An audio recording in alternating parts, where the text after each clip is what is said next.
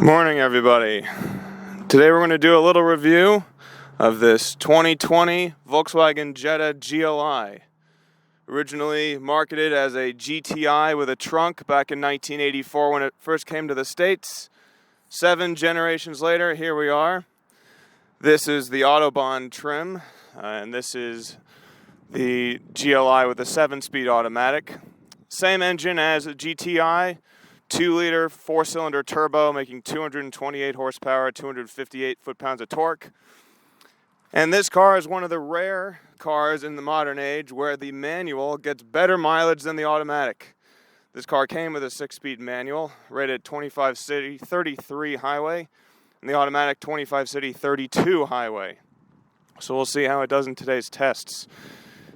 If you're looking for a video where we go over this car's quirks and features, I suggest looking elsewhere. Today we're going to be talking about the experience of this car, how it looks, how it feels, how it sounds, how it drives. So that's the goal of today's video. First, let's talk about the styling of the car. It's very distinctly Volkswagen. The design language is very focused on lines, not so much curves, and it's not overly busy. It's a very simple design, lots of creases going down the hood. Strong body line, very reminiscent of an Audi. This car shares the same platform with an Audi A3. So from certain angles, it looks like an Audi, which of course is Volkswagen's luxury sister company. GLI gives you a blacked out grille in the front with some red accents with that GLI badge. You also have a GLI badge on the front fenders. You have red painted brakes, little rear spoiler. It's not a super special looking car, but it is eye-catching. It's sharp looking. This car is in the same category as other high-performance sedans like a Honda Civic Si, maybe a turbocharged Mazda 3.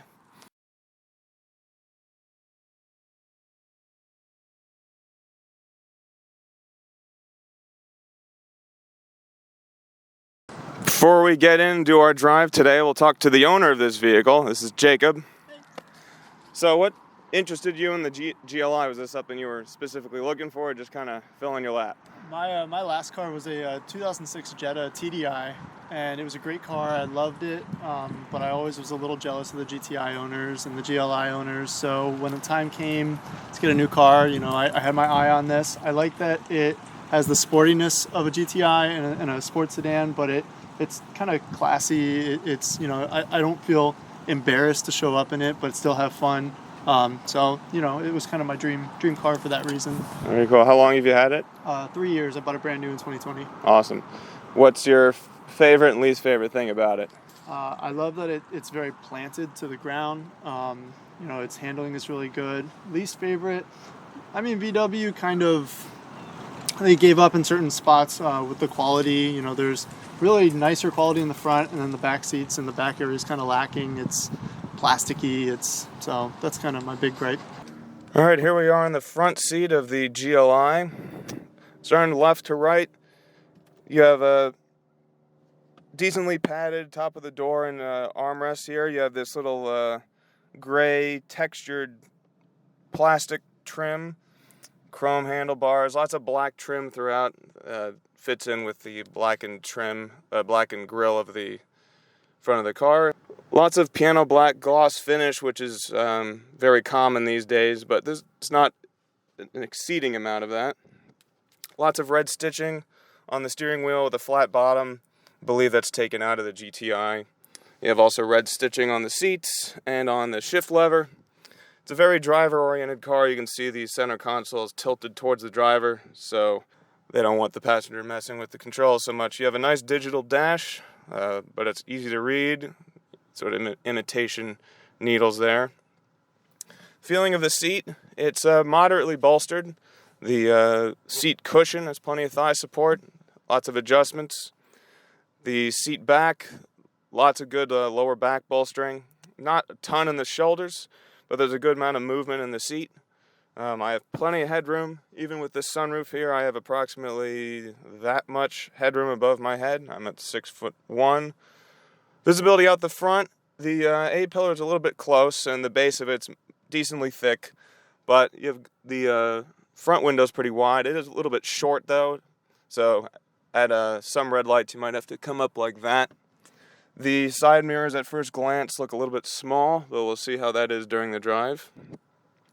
But yeah, up in the front, it's a very enjoyable place to be. It has this kind of semi-executive, sporty feel to it.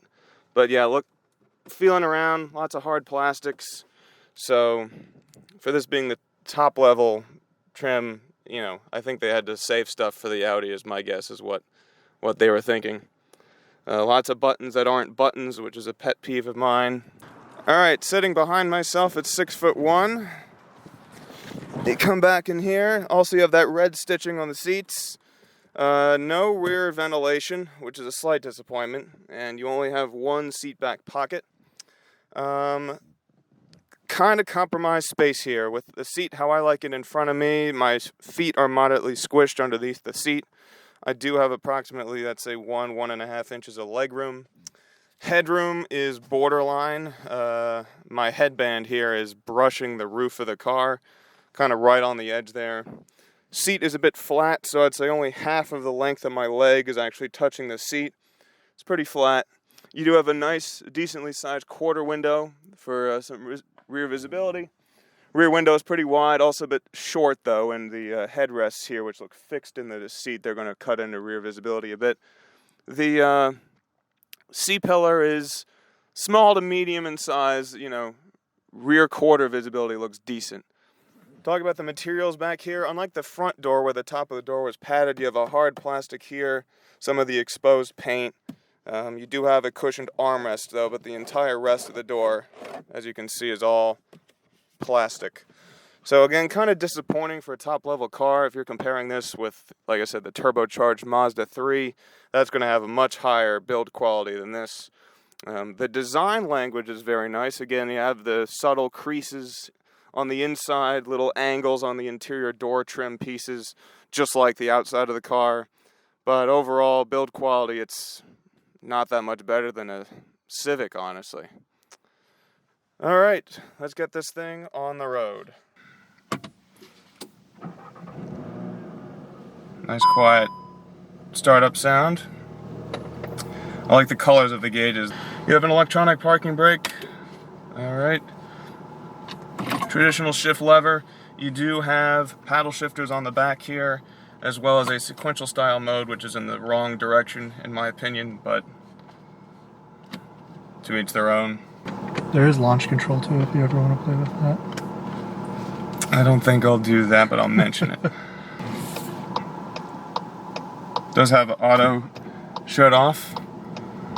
So this car, while it does have its sporty edge, it is based on, you know, the Jetta, which is a staple among rental fleets.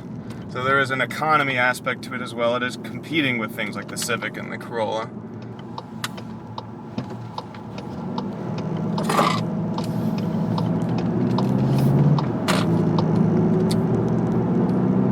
Initial impressions, the engine's pretty relaxed, nice and quiet, at least in the normal mode, which I believe we're in right now. This car does have driving modes. There's a mode button down here by the shifter.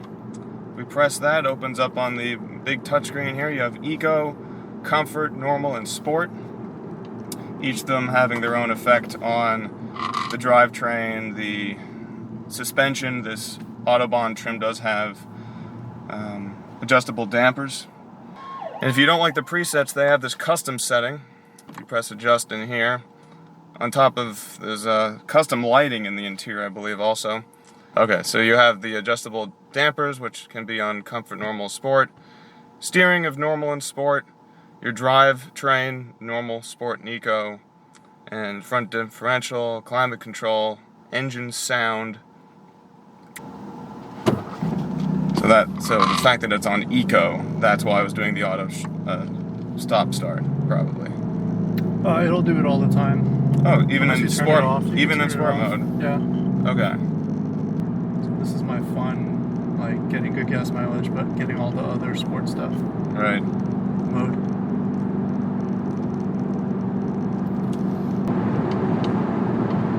So So Jacob, tell me about what safety any advanced safety features come with this car? Yeah, it has front brake assist, or front collision assist, rear collision assist. You know, it's kind of bare bones. Other than that,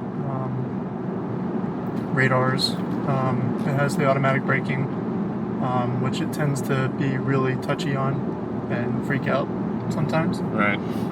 But it gives you a nice audible warning first before it does anything. We have sport on steering, drive system. Let's try the drive system on normal for now. I would guess the difference between that is it's going to affect throttle response and potentially keep you in higher gears or lower gears on sport. Yeah, if you go in sport, it'll keep it. It also does bigger downshifts. Like it'll blip the throttle on downshifts. Okay. And you said in the engine sound for sport, it's added in. Yeah, it actually, fun fact is it vibrates through the windshield, and that's what you're hearing. So yeah, it's a little bit bassier once you step into it a little bit. Talking about the car initially, very little road noise. A little bit of wind noise as I'm hearing around the side mirrors, around the A-pillars. The suspension currently is in sport, and it still feels comfortable enough. We went over a manhole right there. It was a little bit firm. The initial impressions is, even in most of the settings are in sport mode, still a very pleasant car to drive. I'll switch it into the sport mode, which then I believe from there you can adjust the gears. Downshifts are very quick. Upshifts, much more of a delay. And you do have the full 7 gears. Looks like you can access. Does it auto lock you out of them, or will it give you access? Yeah, no, it'll lock you out. All right. So probably auto upshifts and auto downshifts. Yep. All right.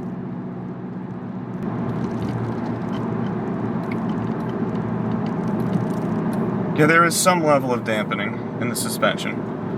If you go in comfort, if I went into there's comfort a lot more mode, body roll. Yeah, immediately I can almost feel the car just kind of settle down a little bit. The bumps are comfier. Yeah. This car is about half an inch lower than the standard Jetta. The auto start, doesn't get in the way, no shutters, no big jolts. The fuel gauge, from my first glance at it, I'm sure you got used to it driving this car, is that the arrow with the gas tank, that's pointing to what side the port is on, but it's so close to the gauge it makes you think, hey, this is where the fuel level is.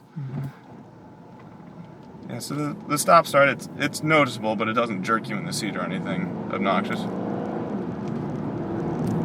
So this is no piped in sound. Yeah, a little throaty, it's nice.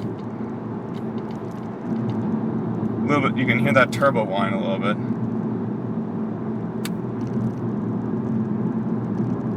I do like the different color of the gauges when you change your modes. Yeah, and it's fully customizable too. I have it in an automatic mode where each mode has a different color, but you can also make it so it stays in one color, whatever color you want at any time. Cool. And then if it were nighttime, you'd see all the ambient lighting under here and here and here. I like cars that have mood lighting. Yeah. Acura TLX is like that. That's a car on my to-do list for reviews.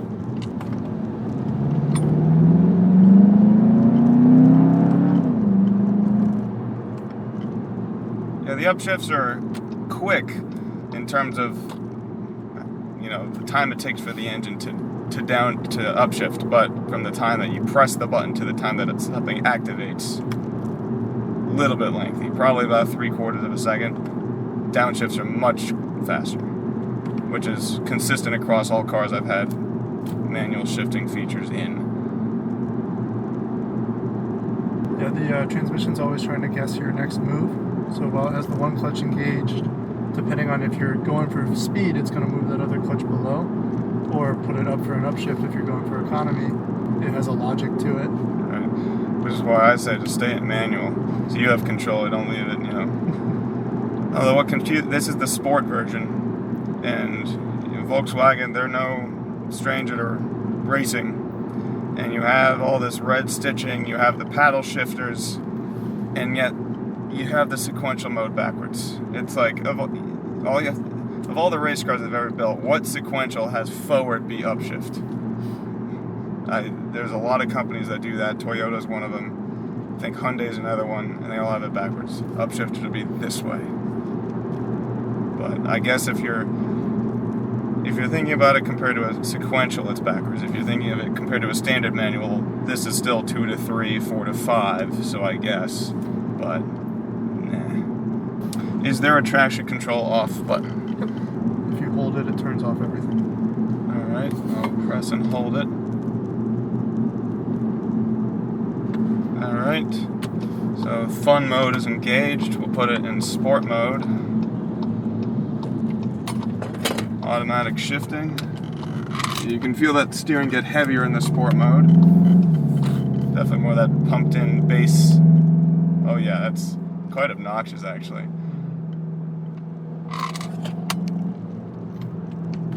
Nice roll off throttle, a little bit understeer on throttle, of course being a front wheel drive car.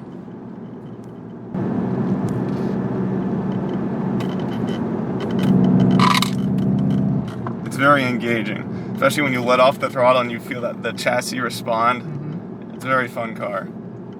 The steering, even in sport mode, I would say it's relatively light. It is direct. It does have a slight elastic feel to it. So the more you turn it, the heavier it gets, which is nice. Feels very natural. Pretty responsive even on center. You can feel it start to catch. It's much faster when you let off the gas, honestly. The engine cuts off instantly. Getting on the gas is maybe like a 1/10 of a second delay. The transmission, when you let off, it pulls the clutch out. Put it back into normal here. You can feel it just get softer. It's interesting. It kind of relaxes it. There's something about it in the seat of your pants. You can feel the car go, ah.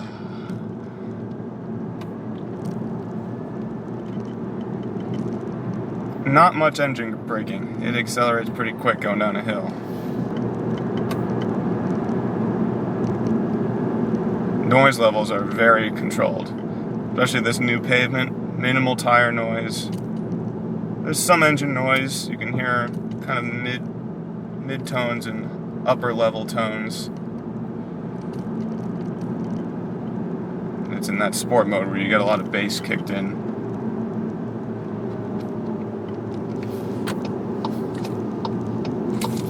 Relatively refined. It's a nice car.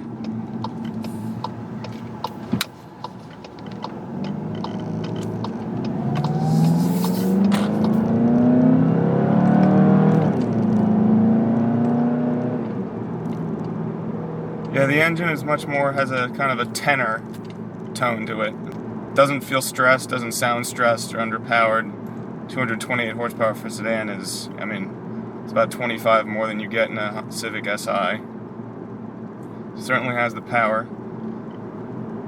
If you prefer more meatier sounding engines though, I would stick in the sport mode.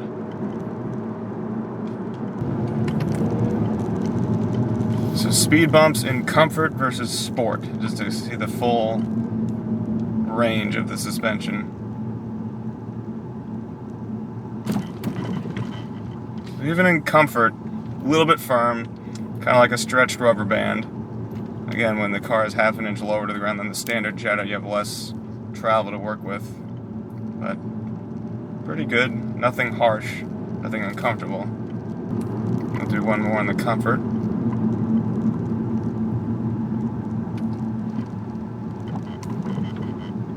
Yeah, decent amount of travel. It does the most with what it has. Now we'll go into sport mode. Going to tighten up those adjustable dampers. We'll see how this feels. Same speed, 15 miles an hour. It's not a huge difference, but there is a difference. You can feel it, especially on the rear suspension. I felt it was a little bit less bounce after it landed. Yeah, the front feels about the same between comfort and sport. The main difference I felt was in the rear. The sport came over the bump, landed, and just kind of sat there. And the comfort bounced a little bit more. Go back into normal. And the normal feels pretty much in between.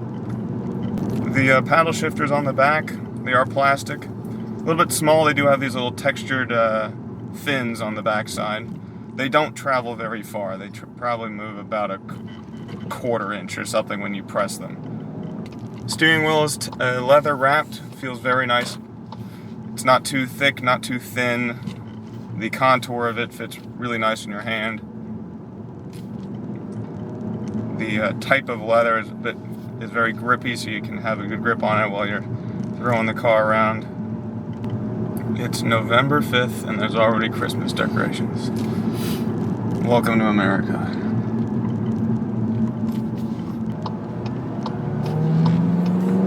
Go back into the sport mode. Turn everything off again. Don't think it did it. There you go. Alright.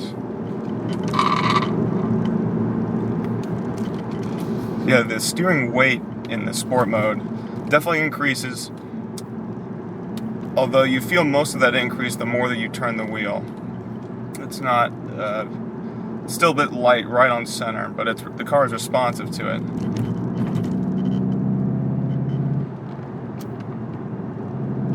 The car goes exactly where you point it. Very enjoyable. This is understeer city right here. Well, it did it quite well. Handled it quite well, even under throttle. You could feel those front tires try to hang on. Yeah, that differential works wonders.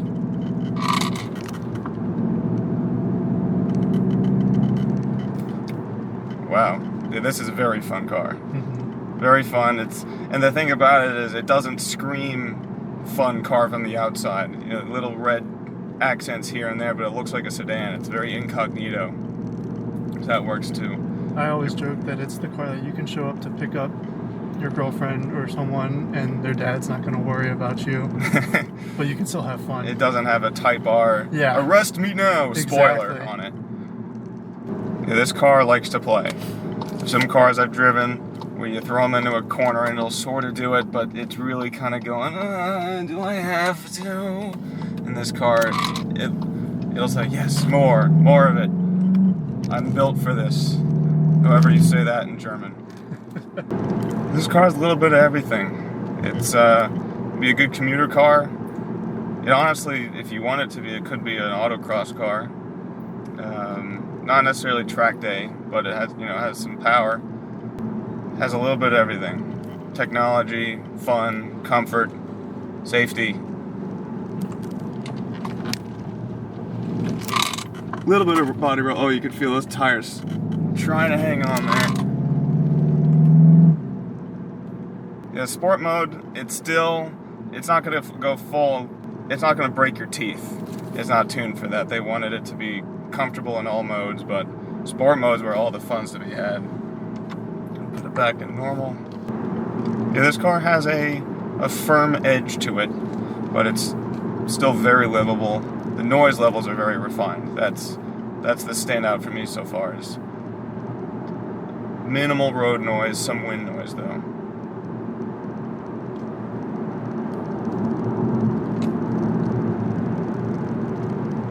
Yeah, and the steering in the normal mode is a little bit more relaxed, a little bit lighter, a little bit less sharp. It feels almost like the steering ratio changes, but I'm not sure if that's true or not.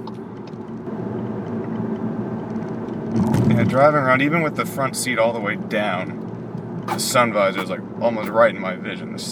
The windshield is a bit short, but so far it's not been a problem.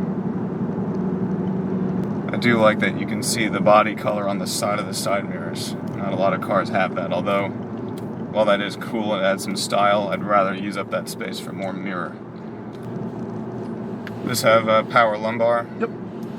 But only two-way. Two-way power lumbar. And you had to save the four-way for the Audi. They're just good, they're refined, they're clean, they're not cluttered with a whole lot of extra buttons, and it has a very kind of European, simple, elegant approach. Everything that you need is there. Yeah. Big screen. I do like that they kept actual knobs and buttons though. These look like capacitive switches. They are. Do a quick body roll test. Now we're going straight. So comfort mode. Again, firm edge, but it's, you know, it moves around. Normal.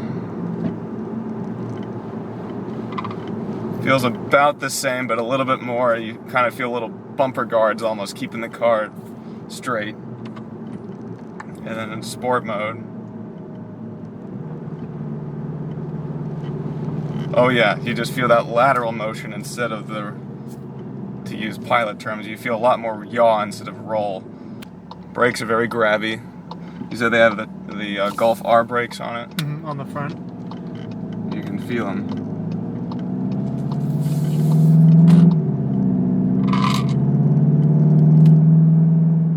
That's sport engine sound. It's a whole different, it feels like a different car. Mm-hmm. It's a tad obnoxious to me, which is why I think the best combination is sport mode with the manual, so you can actually bypass it trying to hold you at lower gears. Mm-hmm. You can get the RPMs down a little bit, make the engine a little bit quieter, but still get that bass sound to get rid of that kind of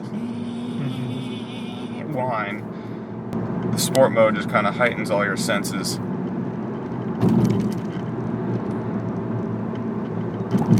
Yeah, I wouldn't cruise around in sport mode on a bunch of bumpy roads. It's not really built for that. But I think that's the advantage of the custom mode, is you can, instead of being locked into everything one way or the other, you can do a little bit of this, a little bit of that. And so that's an advantage over the SI. SI doesn't have a custom mode, it's just normally go sport. I've never gotten in it and not smiled. Yeah. Let's see, throttle response. Yeah, pretty good. Looks like a decent amount of trunk space.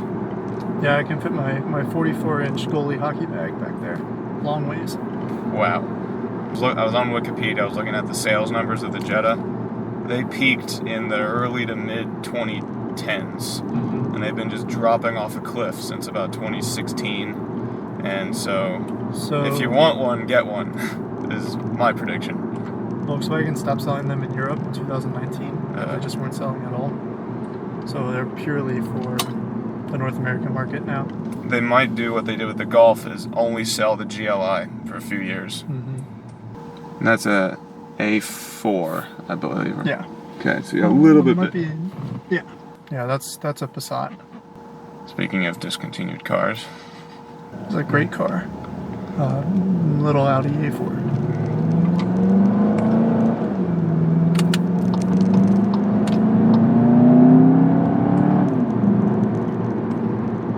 When you're not in the sport mode, when you get the engine above 3,000 RPM, it sounds nice.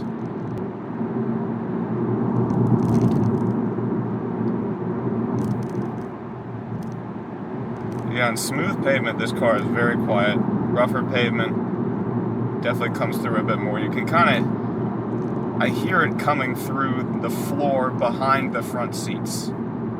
I like that you can turn the wheel to turn it back on too. So you're not letting off the brake and like there you go. Jolting.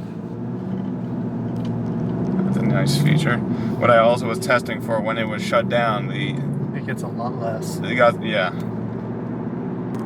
The other cool feature with this is you can have the heated and the cooled seats on at the same time. It's like an icy hot patch. Wow. A little bit of a chirp there.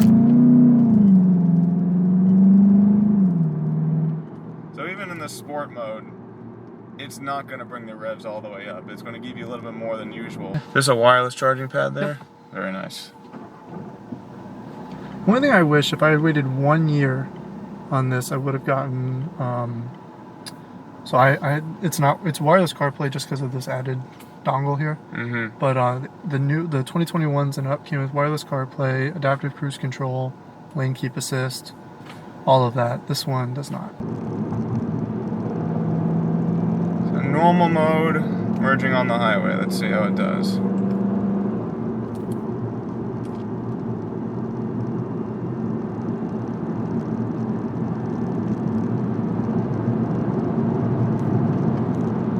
You can feel those front tires are trying to hang on. You're right, that is a limiting factor. Yeah. They reach their limit a lot sooner than the car does.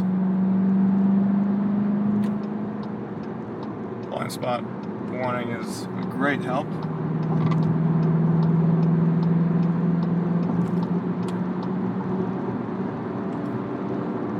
"65 miles an hour in 7th gear. We're turning about 1,700 RPM.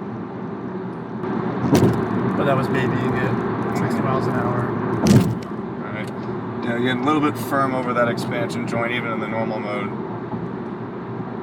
On the highway, car feels very planted, very composed. A little bit of wind noise over the windshield and the side mirrors, but not a ton. Road noise is there, but it's very well contained. I can see how this would be a good road trip car. 6th gear is pretty close to 7th gear. They're about 300 RPM apart from each other. Alright, and now we'll put it into sport mode for the next highway merge.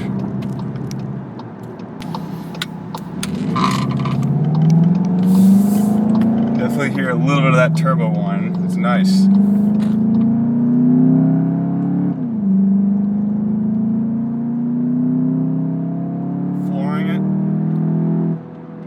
Get into trouble with this car. Oh yeah. If you're not careful. Very much so. Like, I'm just a sedan. I'm a Volkswagen sedan. Oh no.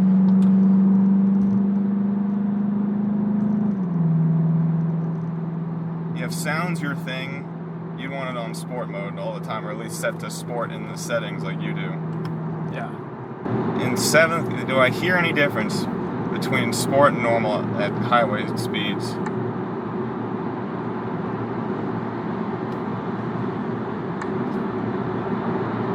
There's like a 5% difference. You hear there's a tiny bit of extra bass just kicked in. If you want a car that does a little bit of everything pretty well, this would be a good choice. If you value just comfort and space and you don't care about fun, not for you. If you want something that has the cushiest, most relaxed ride, also not for you. But this car has unlike so many cars on the market these days, this car has a soul. This car has a personality. It's not just a point A to point B. I want a car, but I don't want to buy a car, and I want to sit up high because that's what Americans do. Car.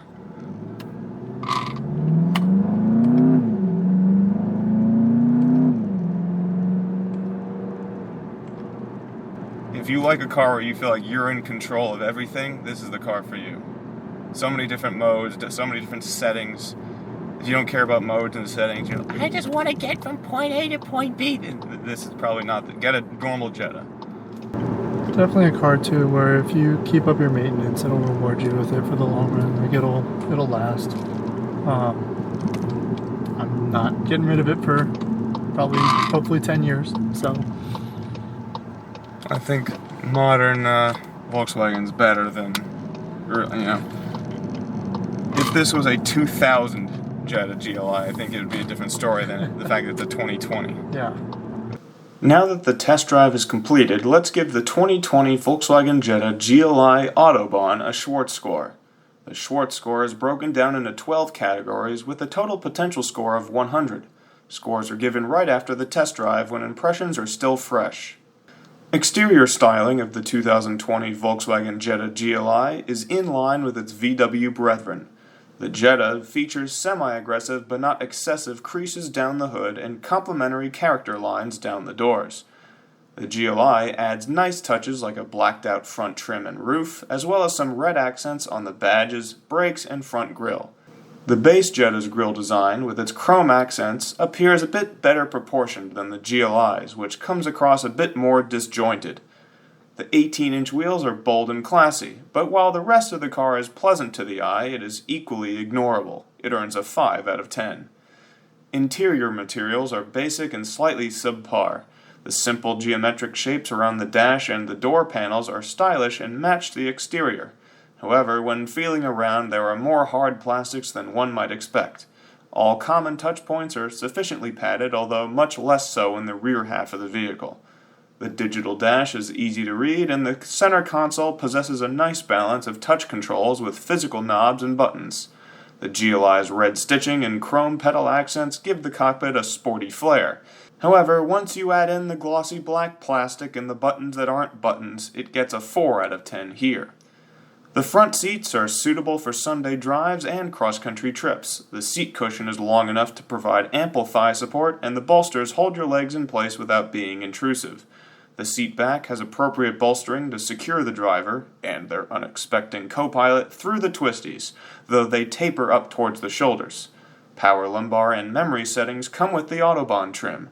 The front seats are also heated and cooled, but lack the ability to adjust the seat cushion angle, earning them 7 out of 10.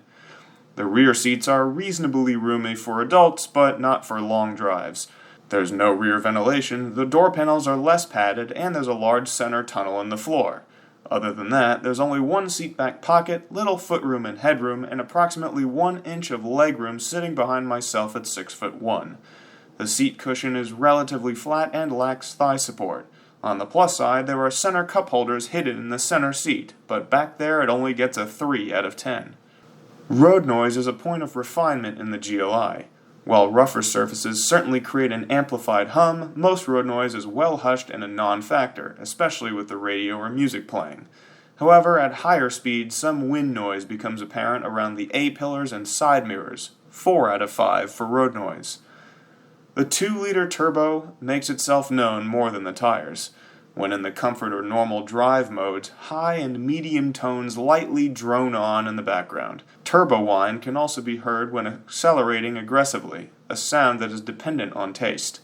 Sport mode pumps in much bassier tones through the speakers. This change in pitch transforms the GLI's personality from simply a relative of the rental car staple Jetta to a bona fide sports car. However, the increased volume may be bothersome during everyday drives. 3 out of 5 here. In terms of acceleration, where a 0 to 60 time below 3 seconds is a 10 and above 9.5 seconds is a 1, the Volkswagen Jetta GLI with the 7-speed auto with its 6.2 second 0 to 60 earns a 6 out of 10. This Jetta GLI is equipped with a 7-speed dual-clutch automatic transmission. The amount of customization with the drivetrain is incredible. It can be programmed for eco, normal, or sport modes. In addition, the driver can manually shift through the 7 gears with a sequential style shifter or paddle shifters. The transmission responds rapidly to downshifts, although it takes longer for upshifts. Shifts are smooth and quick, and the throttle response is almost immediate, especially when releasing the gas pedal. Volkswagen did a commendable job tuning this 7-speed to serve both enthusiast and economical needs. Overall, 4 out of 5 for drivetrain.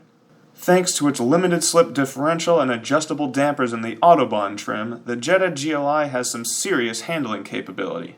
The GLI is very satisfying to throw into a turn. The car seems at home in the twisties, with minimal understeer for a front-wheel drive car.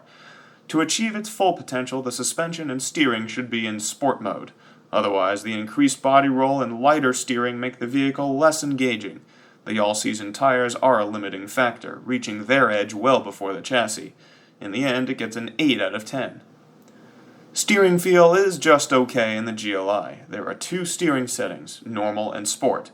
The car obeys steering commands in both, but sport mode increases steering weight and seemingly increases steering sensitivity as well. There is a natural elastic sensation while turning the wheel, although it could be heavier towards the center, even in sport mode.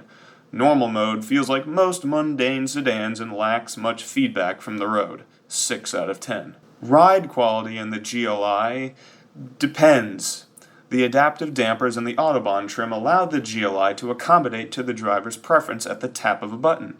Body roll is most pronounced in the comfort setting, gradually diminishing towards sport mode. The ride is very composed on most roads in comfort and normal, although larger bumps reveal the small amount of suspension travel. After all, the GLI is half an inch lower than the standard Jetta. In short, comfort mode is mostly soft with a firm edge, and sport is mostly firm with a soft edge. It earns a 5 out of 10 here. Visibility in the 2020 Jetta GLI is decent. The rear three-quarter visibility is relatively generous due to the thinner C-pillars and quarter window. However, the side mirrors are smaller than ideal, and the front windshield is a bit short. Overall, 3 out of 5. This brings the Schwartz Score of the 2020 Volkswagen Jetta GLI Autobahn to 58 out of 100. Lastly, the EPA rated the 2020 Volkswagen Jetta GLI with the 7-speed auto at 25 miles a gallon city, 32 highway. We achieved 32 miles per gallon during our test drive. On a scale where above 50 miles a gallon is a 10 and below 17 miles a gallon is a 1, the GLI earns 5 bonus points. Alright, here we are inside the blooper reel.